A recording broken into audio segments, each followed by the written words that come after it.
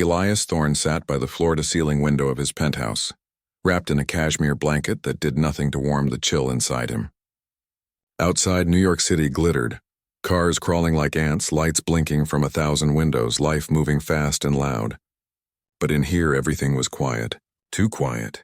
The only sounds were the soft hum of medical machines and the occasional shuffle of nurses who came and went like ghosts, careful not to meet his eyes for too long.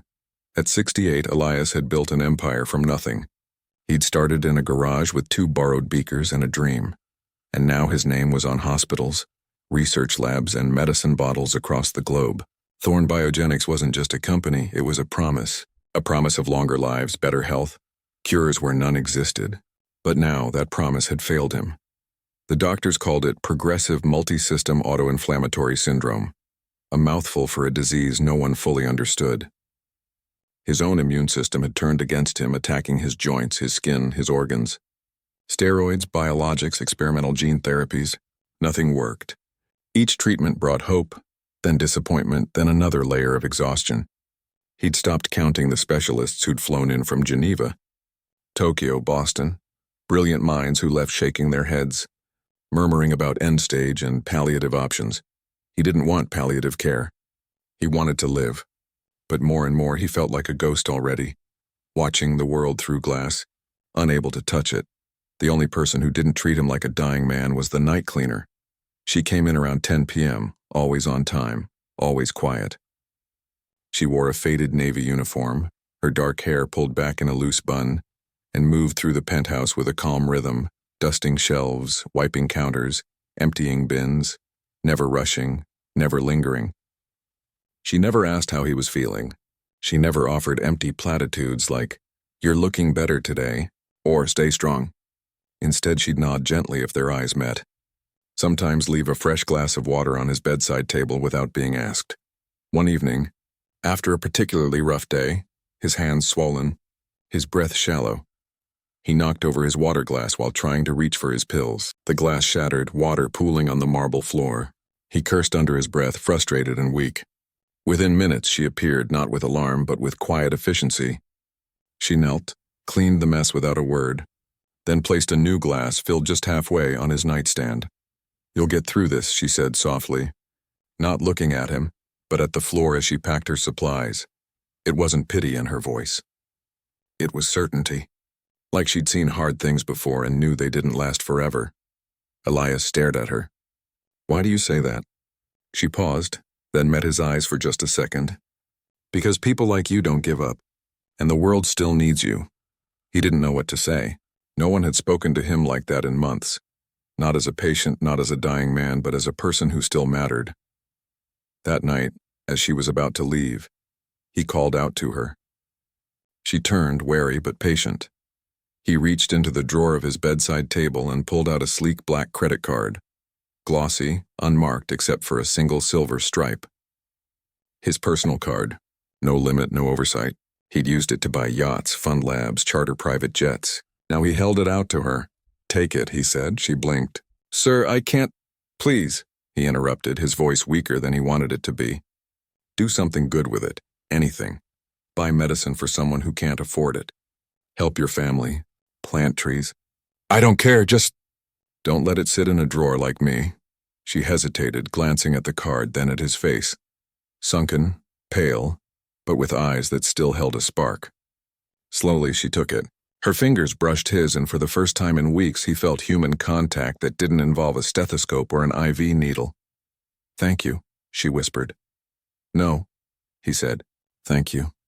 She left without another word, the card tucked into her worn work bag like it was just another tool. Elias watched the elevator doors close behind her, then sank back into his pillows. He didn't expect to see her again. He didn't expect much of anything anymore. But something had shifted. Not in his body. His joints still ached, his breath still caught, but in his mind. For the first time in months, he hadn't felt like a burden. He'd felt seen. Downstairs, the cleaner walked through the lobby, past marble columns and security guards who barely glanced at her. She stepped out into the cold night air, the city roaring around her. She pulled the black card from her bag and stared at it under a street lamp. It felt heavy, Not because of what it could buy, but because of what it meant. Trust. Hope. A strange kind of faith from a man who had everything yet was losing it all. She didn't go home right away. Instead, she walked to a small park nearby, sat on a bench and thought about her mother, bedridden with arthritis, refusing painkillers because they made her dizzy. She thought about her daughter, studying nursing at community college, working 2 jobs to pay for books. She thought about the little herbal shop in the Bronx run by Doña Lupe, who still used remedies passed down from her grandmother in Oaxaca, remedies doctors laughed at, but that somehow eased pain when nothing else would. Maybe, just maybe, this card could help them. Not with luxury, not with extravagance, but with dignity, with a chance. She tucked the card back into her bag, zipped it carefully, and stood up. The wind tugged at her coat, but she didn't feel cold anymore. She had a purpose now, not just to clean floors, but to carry something forward. Something quiet, something real. Back in the penthouse, Elias drifted into a restless sleep. The machines beeped softly. Outside, the city never stopped. But somewhere between the glittering towers and the quiet streets below, a connection had been made. Fragile, unexpected, but alive. And sometimes, that's all it takes to begin a miracle. She lived in a 2-bedroom apartment above a laundromat in the Bronx, where the hum of dryers never quite stopped, and the smell of detergent clung to the walls. Her days began before sunrise, packing her daughter's lunch, checking on her mother in the next room, brewing strong coffee in a dented pot. Life wasn't easy, but it was honest. She'd worked nights cleaning office buildings for over a decade, always careful with every dollar, always putting others first. The black card sat in a small tin box on her dresser, wrapped in a cloth her grandmother had embroidered with tiny flowers. She hadn't touched it for weeks, not out of fear, but out of respect. It wasn't hers to spend on groceries or rent. It was a promise, and promises like that needed to be honored carefully. But then the news came. She heard it from one of the other cleaners, whispered in the break room between shifts. The CEO, the man in the penthouse, was worse. Doctors were talking about hospice. His body was shutting down. No one expected him to last the month. That night, she couldn't sleep. She kept thinking about his eyes, tired, yes, but still sharp, still full of questions. She remembered how he'd looked at her not as staff, but as someone who mattered. And she remembered her father. He'd been a healer back in Oaxaca, not the kind with a degree or a white coat, but the kind people walked miles to see. He knew which roots eased fever, which leaves calmed the stomach, which bark could quiet a racing heart. He never charged much, sometimes just a chicken, sometimes a jar of honey. Medicine isn't about money, he used to say. It's about listening to the plants, to the body, to the silence between breaths. When she was 12, a child in their village fell ill with a strange fever, burning hot one minute, ice cold the next, skin blotchy, eyes glassy. Doctors in the city said there was nothing they could do, but her father brewed a tea from a rare mountain herb called yerba del cielo, sky herb, found only on steep cliffs after the first rain of spring. He prepared it with specific chance, specific timing, and let it steep under moonlight. The child drank it at dawn. By noon, the fever broke. She'd watched it happen. Not magic, not miracle. Just knowledge passed down quietly, carefully, like a secret meant to heal, not to impress. Now, years later, sitting at her kitchen table with a cup of chamomile tea gone cold, she wondered, could that same herb help the man in the penthouse? She called Doña Lupe the next morning. The herbalist answered on the 3rd ring, voice raspy from years of grinding roots and breathing in dried petals. Mija, it's been too long, Doña Lupe said warmly. I need to ask you something, she said, voice low. Do you still have yerba del cielo? There was a long pause. That's not easy to find. The cliffs are dangerous now. Young people don't climb them anymore. And the rains have been strange, too much then none at all. But it exists. Yes, I have a small batch. From last year. Stored in clay, sealed with beeswax, but why? No one asks for that anymore. She took a breath. I think it might help someone who's very sick.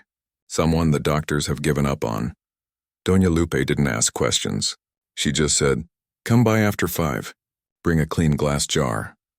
That evening, she stood in the tiny shop, shelves lined with jars of dried flowers, roots, seeds, and powders labeled in careful handwriting. The air smelled of earth and cinnamon. Doña Lupe handed her a small pouch wrapped in brown paper. Inside were dark, twisted leaves with silver veins. "This is all I have," she said. "Enough for 3 brews. Prepare it like your father taught you. Boil spring water. Add 3 leaves at the exact moment it starts to bubble. Let it steep for 20 minutes under a cloth. No metal spoon. No plastic, and you must prepare it with clear hands and a quiet heart. The plant knows," she nodded. She remembered. Back home, she filled a glass kettle with filtered water and set it on the stove. Her daughter watched from the doorway, arms crossed. "Mom, are you making that old tea again?" "Not for us," she said gently. "For someone who needs it more." She followed every step exactly as her father had shown her. When the water began to bubble, she dropped in the leaves. They unfurled slowly, releasing a scent like rain on dry soil. She covered the pot with a white cotton cloth and set a timer. While it steeped, she washed her hands 3 times, combed her hair, and sat in silence, breathing slowly, clearing her mind of worry, of doubt. This wasn't just a drink, it was an offering. The next morning, she poured the deep amber liquid into a stainless steel thermos, the kind that kept warmth for hours. She wrote a small note on lined paper. "Drink it warm. All of it. Don't tell anyone where it came from." She didn't sign it. She didn't need to. Getting back into the building wasn't easy. Security had tightened since the CEO's condition worsened, but she still wore her uniform, still had her ID badge. And the night nurse, a kind woman with tired eyes, recognized her. "He's not doing well," the nurse whispered in the hallway. "Hardly eating, barely speaking." "I know," she said softly. "Can you give him this? Just ask him to try it. As a favor to me." The nurse hesitated, then nodded. "I'll make sure he drinks it." She left before anyone else could see her. No fanfare. No expectation. Just a thermos, a note, and a hope as quiet as a heartbeat. Days passed. She went back to her routine, cleaning offices, folding laundry, helping her mother stretch her stiff fingers. She didn't check the news. She didn't call the building. She waited the way her father used to wait, for seeds to sprout, for storms to pass, for healing to take root in its own time. Then, on the 4th night, her phone rang. "Unknown number," she answered cautiously. "Is this the woman who left the tea?" a man's voice asked, weak but clearer than she remembered, her breath caught. "Yes, it worked," he said, voice trembling. "I don't know how, but I can breathe again. The pain, it's less. The doctors are confused. But I feel alive." She closed her eyes. Tears welled up, but she didn't let them fall. "I'm glad," she said simply. "Who are you?" he asked. "Really?" She thought for a moment. Just someone who remembered what her father taught her. There was silence on the line. Then softly, "Thank you. From the bottom of my heart." She hung up and sat on the edge of her bed, staring at the wall. Outside, a siren wailed in the distance. Her daughter called from the kitchen, asking if she wanted rice or beans for dinner. "Rice," she said, standing up. "And tell Abuela I'll help her with her exercises tonight." Life went on. But something had changed, not just for him, but for her too. She hadn't cured a billionaire. She'd honored a tradition. She'd trusted what she knew, even when the world said it didn't matter. And in doing so, she'd reminded herself that healing doesn't always come from labs or headlines. Sometimes it comes from a kitchen stove, a memory, and hands that know how to listen, not just to words, but to silence, to roots, to the quiet wisdom passed down through generations. The black card still sat in the tin box. She hadn't used it yet, but now she knew exactly what to do with it. Not for herself, never for herself, but to keep the knowledge alive, to help Doña Lupe rebuild her shop, to fund a small garden of medicinal plants in the community center, to maybe even send her daughter to a better nursing program. Because healing, she realized, wasn't a one-time gift. It was a chain, and she was just one link, small, unseen, but strong enough to hold the next. The change didn't happen overnight, but it happened fast enough to shock everyone around him. One week, he was barely able to lift his head off the pillow, his skin pale as paper, his breath shallow and uneven. The next, he was sitting up on his own, asking for toast, then soup, then walking slowly at first, gripping the edge of furniture, but walking. Nurses exchanged glances. Doctors ran more tests, double-checked machines, even questioned if the lab results had been mixed up. But the numbers didn't lie. Inflammation markers had dropped sharply. Organ function was improving. His immune system, once raging like a wildfire, had quieted to a steady hum. And it all started with that thermos. At first, no one knew what to make of it. The night nurse had slipped the tea into his routine without telling anyone. Just another home remedy from a well-meaning visitor. But when his condition improved so dramatically, the medical team demanded answers. Who brought it? What was in it? Was it safe? The nurse, nervous but loyal, finally admitted the truth. It came from the cleaner. The quiet woman who'd worked in the building for years. She didn't know what was in it, just that the woman asked him to drink it as a favor. That was enough. Within hours, security footage was reviewed, schedules checked, and she was located. Not fired, not scolded, but summoned. Gently, respectfully. A car was sent to pick her up. She arrived in the same clothes she wore to work, hands folded in her lap, eyes calm but watchful. He was waiting in the sunroom, wrapped in a robe, but sitting upright in a real chair for the first time in months. Sunlight streamed through the windows, catching the silver in his hair. He looked older, thinner, but alive. "You came," he said, voice stronger now. "I didn't have a choice," she replied. "They said it was urgent." He smiled faintly. "It is. You saved my life." She shook her head. "I just made tea." "But why does it only work when you make it?" he asked. She didn't answer right away. She looked out the window, at the city below, at the people rushing through their days, unaware of the quiet miracles happening in kitchens and backyards and old herbal shops. "My father used to say the hands matter as much as the herbs," she said slowly. "Not because of magic, but because of care. The way you wash the leaves, the way you time the boil, the way you hold your breath while it steeps, it all leaves a trace. Maybe not in the science books, but in the body." He listened, really listened, not as a CEO used to commanding answers, but as a man who'd been given a second chance and didn't want to waste it. Still, he couldn't ignore the facts.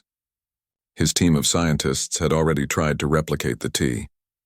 They'd gotten the exact same leaves from Doña Lupe, used distilled water, followed her instructions to the letter. But when patients, volunteers with similar conditions, drank it, nothing happened. No improvement. No change at all. Frustrated but curious, they asked her to come to the lab. She agreed, but only if she could prepare it herself in her own way, without being filmed or interrupted. They set up a clean room, gave her glass bowls, spring water, everything she asked for. She worked in silence, moving with the same calm rhythm she used while cleaning. When the tea was ready, they gave it to a test patient, a woman in her 50s with the same rare condition. Within 2 days, the woman's fever broke. Now the scientists were truly baffled. They ran every test they could think of. Blood work, microbiome analysis, genetic sequencing, and that's when they found it. Her gut, her digestive system, contained a rare strain of bacteria, one never before documented in medical literature. It wasn't harmful. In fact, it was helpful. This bacteria interacted with the compounds in the herb in a unique way, transforming them into something powerful, something that calmed overactive immune responses without suppressing the whole system. But here was the catch. The bacteria only activated the herb when she prepared it.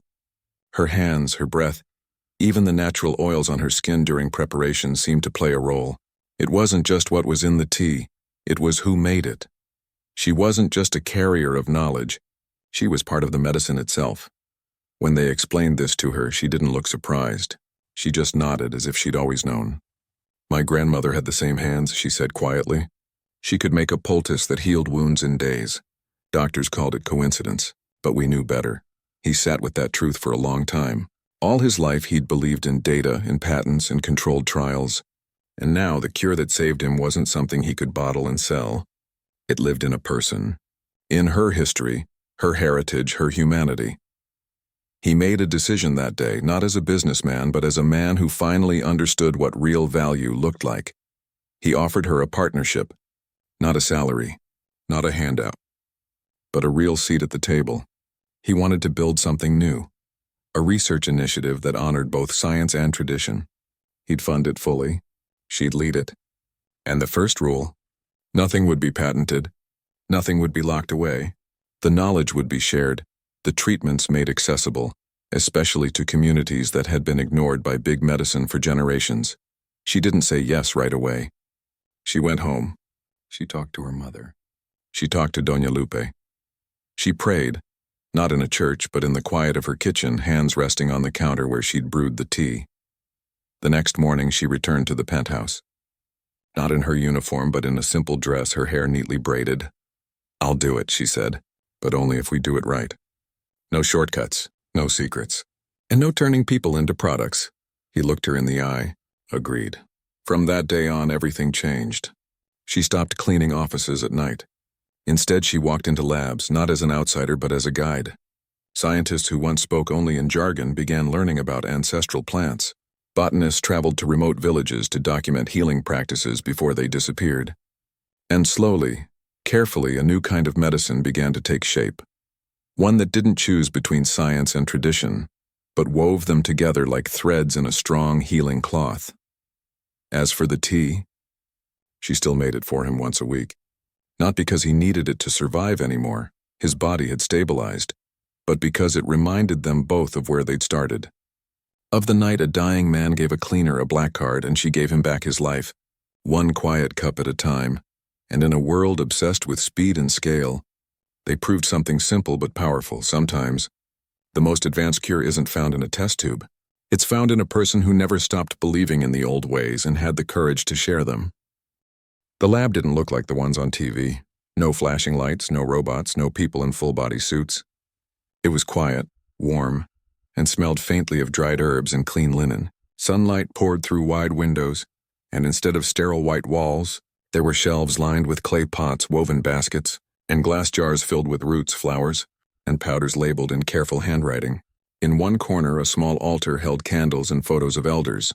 Her grandmother, Doña Lupe's mother, others whose names were whispered with respect. This was their new kind of science. Not cold, not distant, human. She sat at a long wooden table, sleeves rolled up, hands deep in a bowl of crushed leaves. Across from her, a young researcher, barely out of college, watched intently, notebook open, pen hovering. "So you don't measure it by grams?" he asked, sounding both confused and fascinated. "No," she said, smiling faintly. "I measure by feel. Too dry, it won't release the oils. Too wet, it turns bitter. You learn by doing, not by numbers." He nodded slowly, then tried it himself. His hands were clumsy at first, but she didn't correct him harshly. She just showed him again, gently, patiently, like her father had done with her. This was the heart of the Mendez-Thorne initiative, though they never called it that in meetings. To her, it was simply the work, and the work wasn't about fame or profit. It was about making sure no one else had to choose between trusting their grandmother's remedy and trusting a hospital. He, still thin but walking without help now, visited the lab every Tuesday. He didn't wear suits anymore, just soft sweaters and slacks like a man who'd finally learned how to rest. He'd sit in the back sipping herbal tea, listening more than speaking. Sometimes he'd ask questions.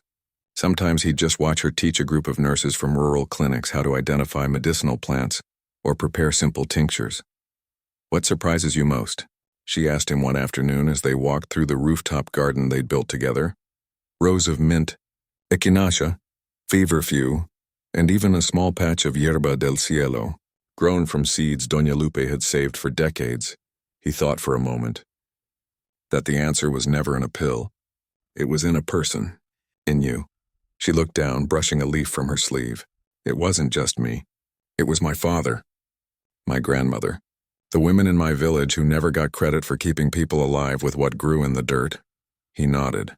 "Then let's make sure they get remembered." And they did. The initiative started small, funding community clinics, training local healers in safe documentation, creating a digital archive of traditional remedies from indigenous and immigrant communities across the Americas. No patents, no exclusivity.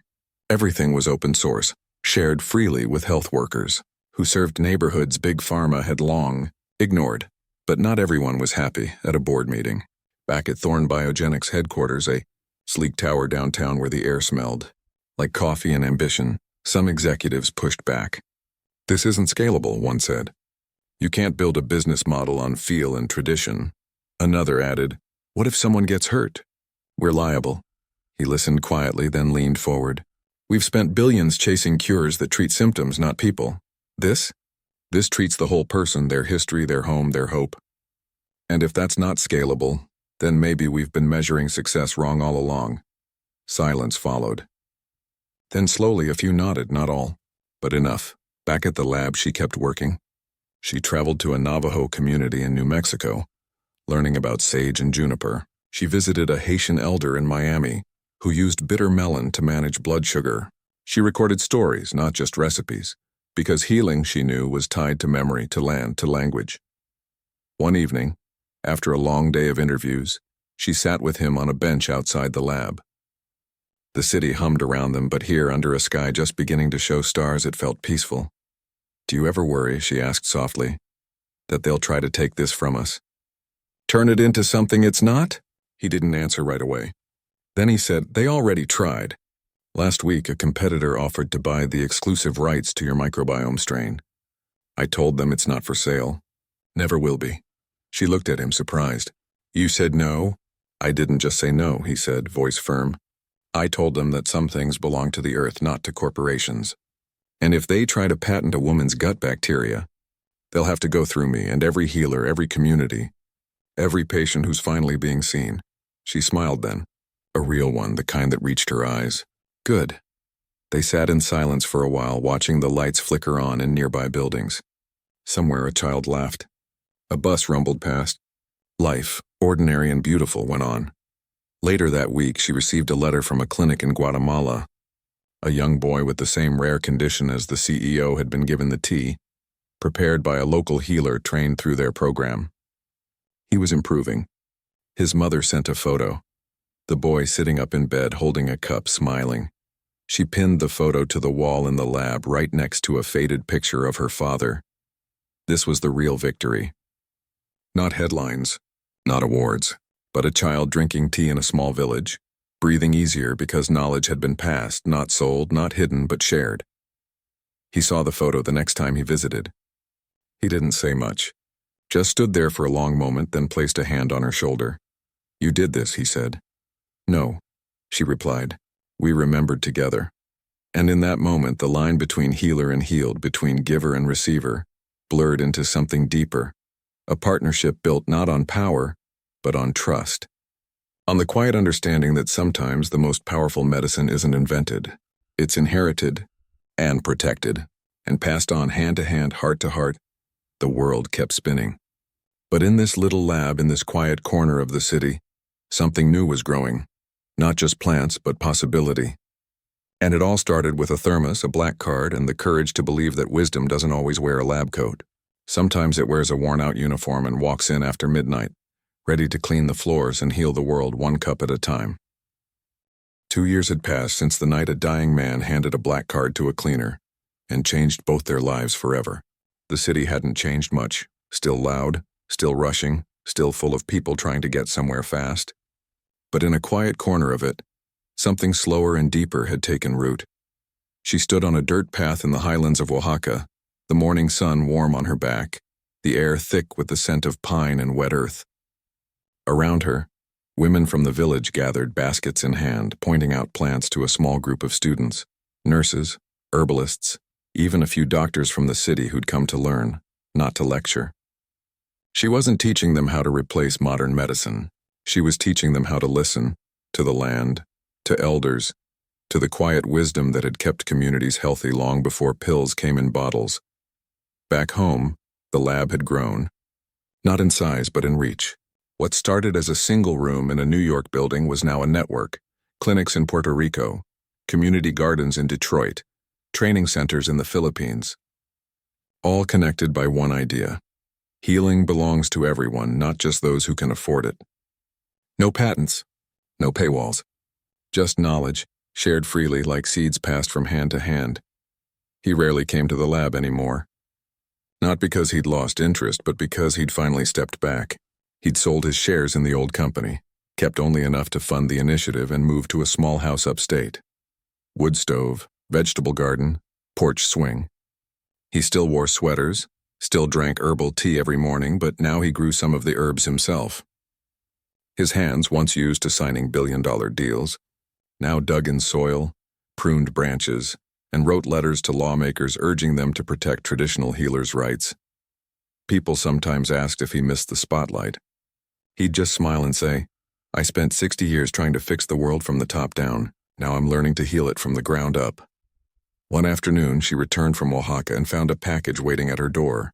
No return address. Just her name written in familiar handwriting. Inside was a simple wooden shadow box. Mounted in the center was the black card, still glossy, untouched. Beneath it, a note. Kindness was the real currency. She held the box for a long time, tears welling but not falling. Then she walked to the lab and hung it on the wall near the entrance. Right beside the photo of the boy in Guatemala, the picture of her father, and a pressed sprig of Yerba del Cielo.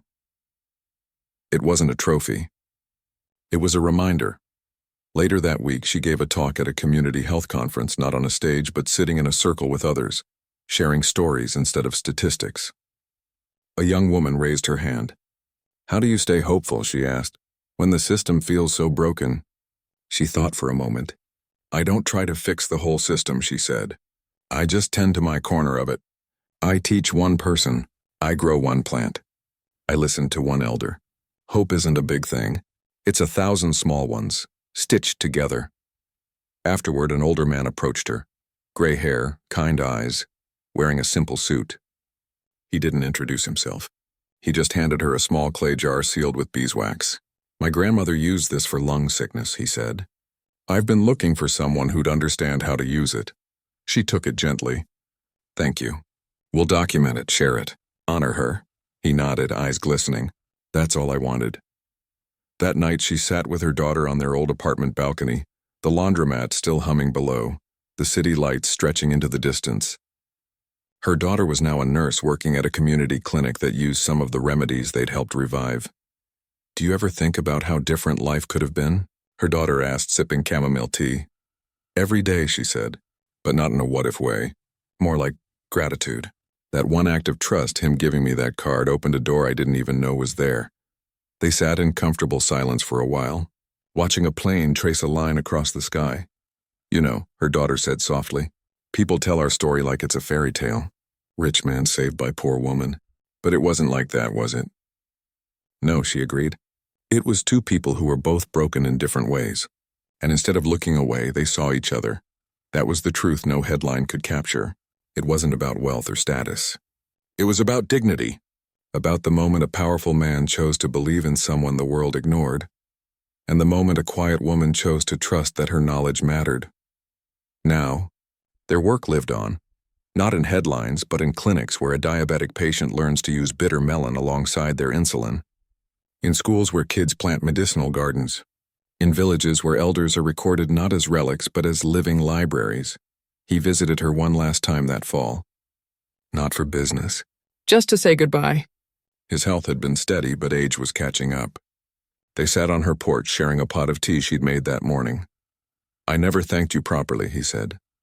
"You did," she replied. "By listening. By changing," he smiled. "Then let's call it even." They didn't say much after that. Just watched the leaves fall, golden and slow, like time itself was taking a breath. Months later, when he passed peacefully in his sleep, his will made headlines, not for the money he left behind, but for what he didn't leave. No secret trusts, no corporate takeovers. Instead, he transferred full control of the initiative to a council of traditional healers, community leaders, and scientists, her at the center of it. At his memorial, she didn't give a speech. She simply placed a single cup of Yerba del Cielo tea on his favorite chair and walked away. The world kept turning, but something had shifted, not loudly, not all at once, but deeply. Because of them, a new kind of healing had taken hold, one that didn't ask people to choose between science and tradition, between modern and ancient, between rich and poor. It asked only this: do you care enough to listen? And in a world full of noise, that quiet question became the most powerful medicine of all. Now, when new visitors come to the lab, they're not handed brochures or business cards. They're offered tea. And if they sit long enough, they might just hear a story about a cleaner, a CEO, and the day kindness became the cure no one saw coming.